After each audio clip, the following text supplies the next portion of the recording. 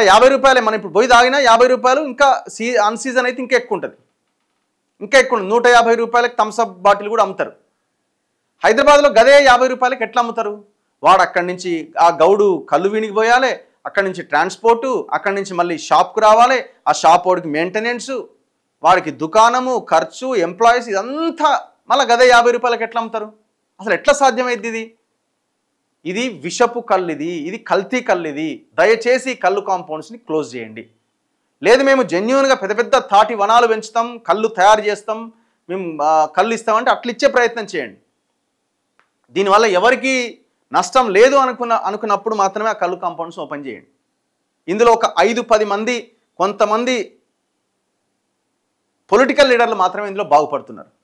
దీని వెనకాల పెద్ద మాఫియా ఉన్నది. ఈ హైదర్ నగర్ దగ్గర ఉన్న ఒక ఆయన చెప్తున్నాడు, ఎవ్రీ డే ఒక 5 లక్షల కౌంటర్ అవుతుంది. 5 లక్షల కౌంటర్ అంటే ఎంతమంది తాగుతున్నారు, ఎంతమంది ఆరోగ్యాలు దెబ్బతింటున్నాయి? దయచేసి దీంట్లో గీత కార్మికులు కళ్ళు వాళ్ళకి అన్యాయం అయితే ఇది లేదండి. ఇది వాళ్ళకి సంబంధమే లేని ఇష్యూ.